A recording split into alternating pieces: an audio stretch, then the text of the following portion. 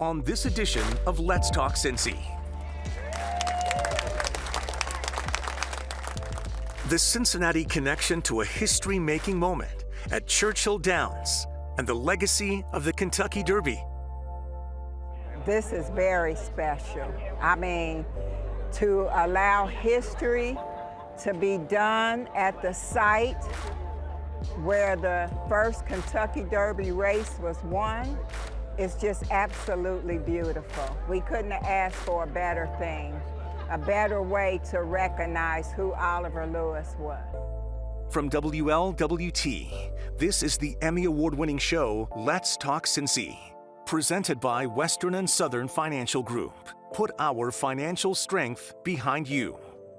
Hello everyone, I'm Curtis Fuller and welcome to Let's Talk Cincy. Today, the story of Oliver Lewis and the Kentucky Derby. It's a story we've been following for you for a couple of years now. Efforts by family members here in Cincinnati and the late historian Ann Butler from Kentucky State University led to a recent history-making moment at Churchill Downs. More than 150 years after winning the first Kentucky Derby when he was only a teenager, Cincinnati's own Oliver Lewis is getting a permanent place in the story he helped create. We believe history should be preserved honestly and completely, and that means celebrating our triumphs while also recognizing all those who contributed to what we have today with our success. Churchill Downs and the Oliver Lewis Foundation unveiled a bronze statue honoring the pioneering jockey who guided Aristides to victory in the first Derby back in 1875.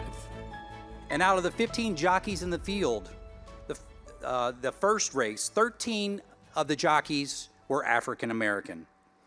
That foundation, over 151 years ago, launched what we know today as one of our country's most famous and beloved sporting traditions. The effort to bring Oliver Lewis back into the spotlight was led by his family, including great-great-grandson Rodney Van Johnson. And I wanted to leave something behind for here that other people can remember. And my goal right now, and I think every goal of every black man or everybody in your generation, if you know something about your family's history, go research it. Find out. You can find out there's some amazing things that you may not know about. There was a time not too long ago that horse racing and our society at large did not celebrate or frankly even acknowledge the profound achievements of black men and women within the sport. So kudos to Churchill Downs for placing this statue where thousands upon thousands of people will see it. As you can imagine, for Lewis's descendants, this was very emotional. His great-granddaughter, Ruth Johnson Watts, says seeing the statue made history very personal. So I think now Oliver will be known. Somebody will know who he is. Or at least when they hear or see his name, they'll look him up. And with me now, three people who are a part of an amazing history. Rodney, I'll start with you because I know that all of you have been passionate about this, but I know that you have been at the center of this, pushing and pushing and pushing to get Oliver Lewis, the first jockey to win the Kentucky Derby, get his full recognition. My mom created everything. When I say created everything, it was her research that she did years ago. Because I've been doing this for a little over 40 years. Wow. Yes, and collecting all of the information.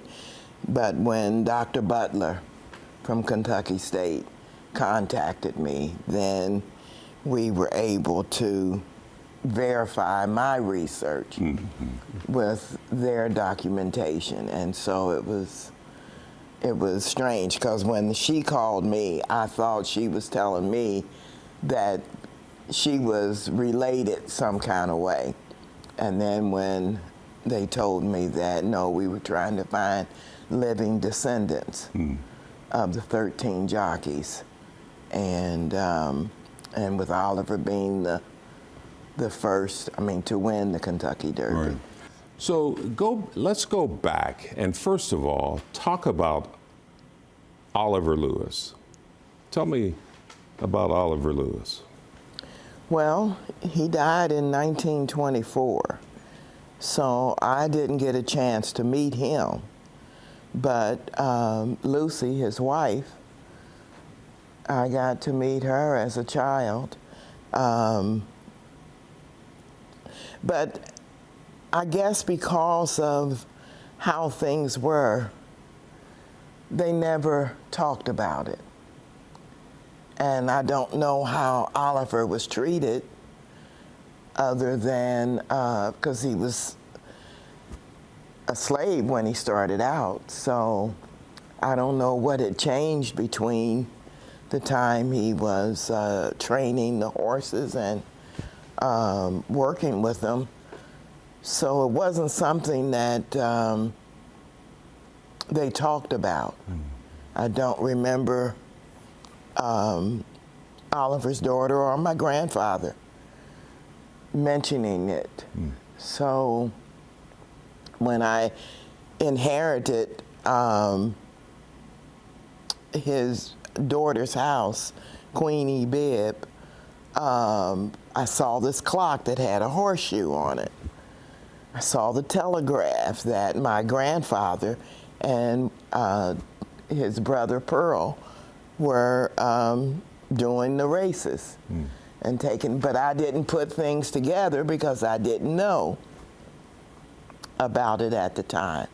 But then as I started doing my research, some of the questions that I had or questions that I didn't know to have were answered, especially when Dr. Butler contacted me. Yeah. And David, share some of your memories of what you heard about Oliver Lewis as you were growing up. I didn't know. I just didn't know, you know, and then my sister and my nephew called and said, we have some stuff over here that's pretty interesting, which was the clock and the betting clips and all that kind of things, the racing tickets, and then that's how I got to know the history. All right. We'll be back in a moment.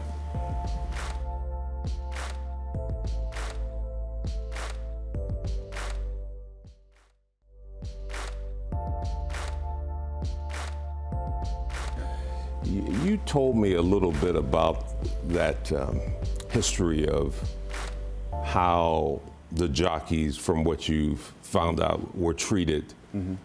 It was not a pleasant sight. No, it wasn't. And credit to my mom. My mom did a whole lot of research before there was Ancestry.com and all of those, and everything was paperwork.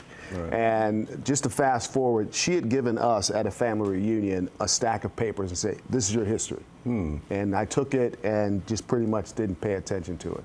And also, I would always tell her, throw that stuff out as junk that you have. It's antique. I'm like, it's junk. Get rid of it. And I'm so glad that she didn't, because all those artifacts were there. But then once I started really finding out the research and understanding what was going on and how these young jockeys, these kids were 9 and 8 and 10 years old, getting on this huge horse and riding, and some of them didn't make it.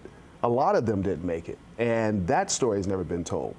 So when I was down at the cemetery number 2 in Lexington and the graveyard where Oliver is and his mother, we saw so many different graves there of children who passed away.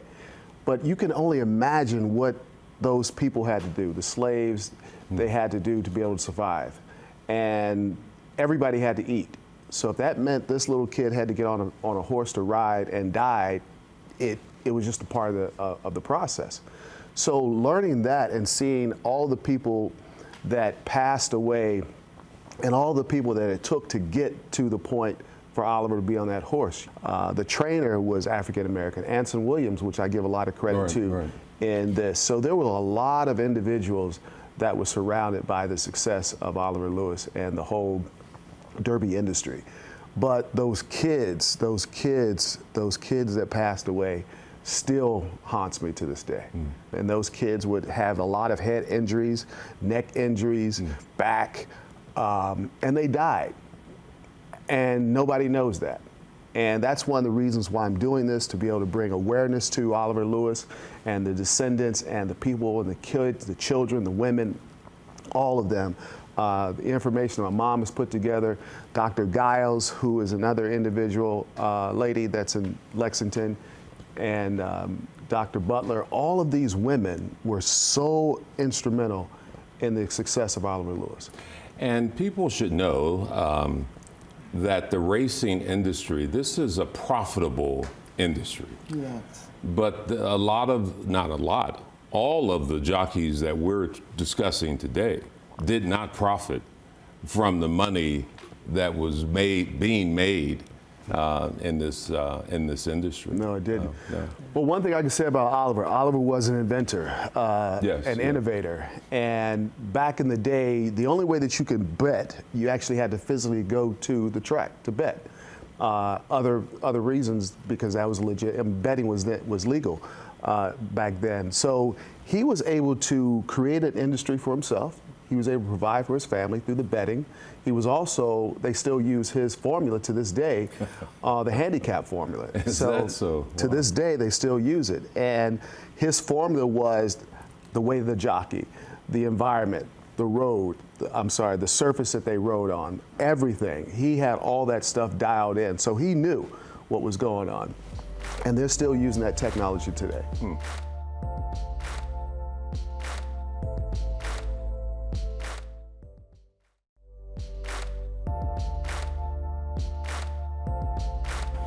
Churchill Downs has been amazing. I can give a whole shout out to the whole team there. They have just been amazing in correcting history and allowing us to go in and do this.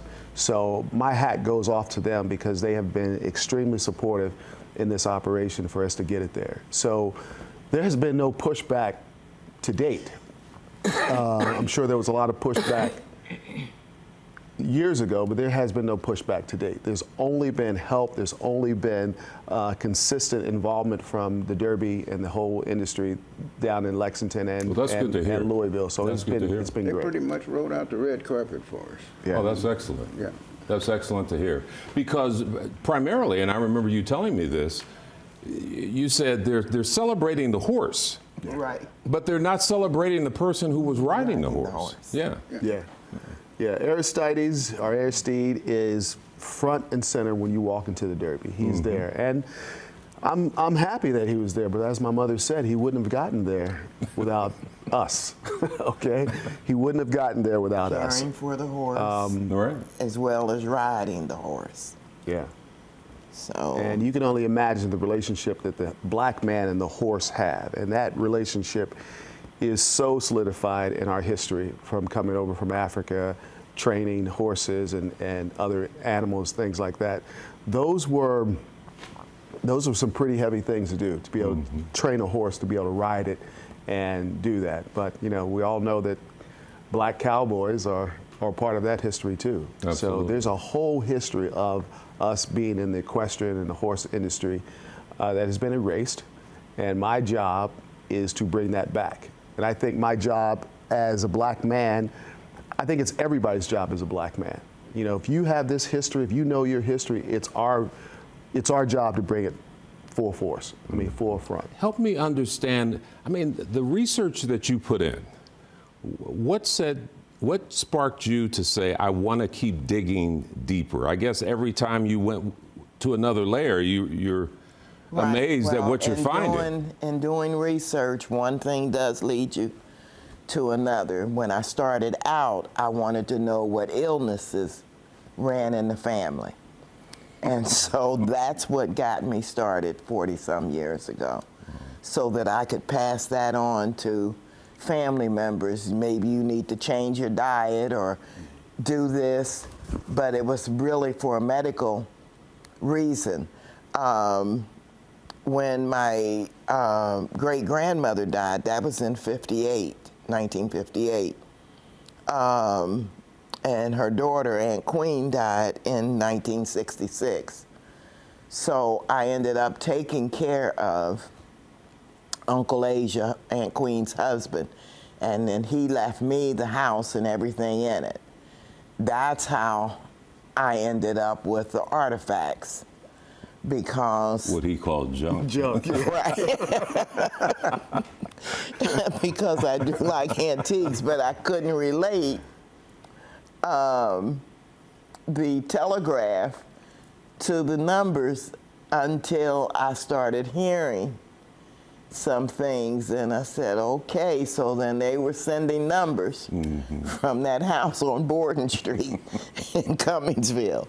Tell me about this process of getting the statue, who designed the statue, and then it's going to be in a fairly prominent location. It won't be with the horse, but it will be in a very prominent space. Well, the whole process of this started almost 2 years ago.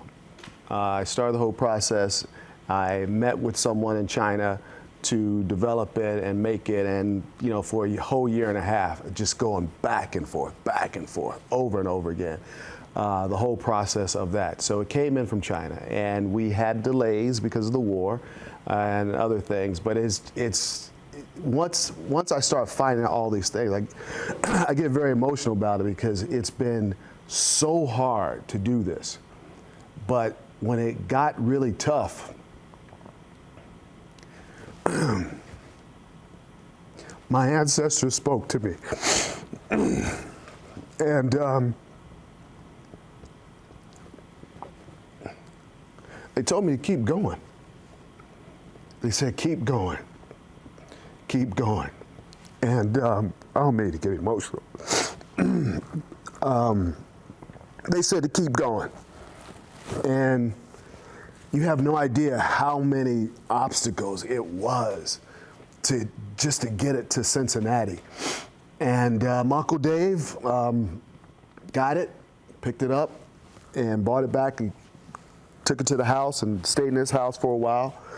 But I would sleep and I would lay there and I was like, God, am I doing the right thing? Is this, everybody thinks it's about me. It's not about me, it's about them.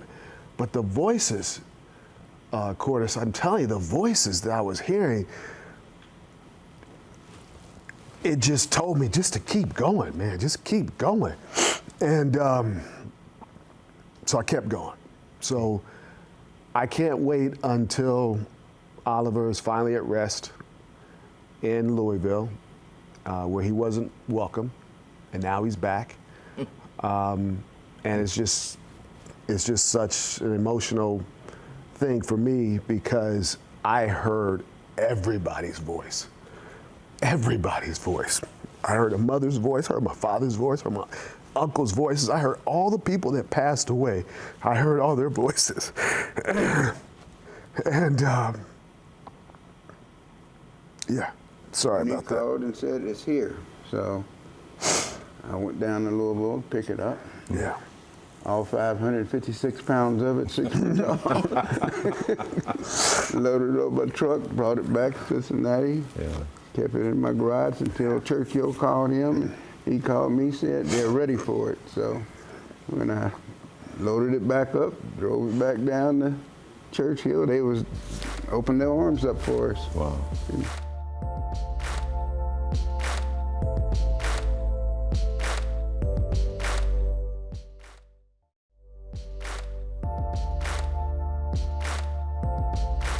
When it's all said and done, 40 plus years of research, a couple of years of really now pushing to say that we deserve this. What are you feeling? I wish Dr. Butler was alive to see her work. Dr. Ann Butler. And her department at Kentucky State just did a lot of research. They were able to verify Oliver when he was older. And they measured everything, and they checked out the telegraph thing to verify from Westinghouse.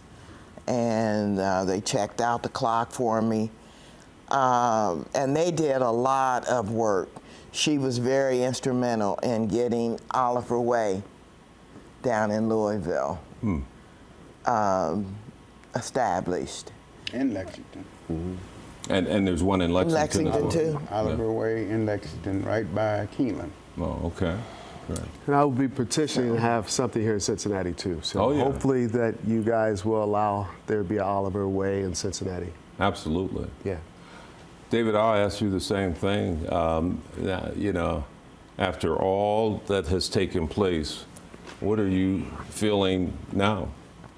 Oh, I feel extremely proud right now for everything that they've done to reach this point. And even when we went down on the 150th running, the way that they just rolled the red carpet out for us, the people in the stands and were looking down and snapping pictures. And these are the descendants of Oliver Lewis, the first Kentucky Derby winner. And I mean, it just took off from there. I mean, Yeah. it was beautiful. Well, God bless you and thank you very much. I know that there will be much more to share about this. I agree. There should be something now done in Cincinnati because as we talk about Louisville, this has a Cincinnati Right. connection. This is where he lived This is where he lived, isn't and it? where he died. Yeah. He was actual laborer, asphalt laborer for Cincinnati. And But he is buried in Kentucky. They moved him, right, Yeah. from Yeah. Cincinnati. Yeah. Right. And his son, my grandfather, helped, along with my great uncle, they helped build the Union Terminal in 1931. Wow. Yeah, they were Brick masons. brick masons. Oh, that's chapter Yeah. 2 of your book. And I still have some of the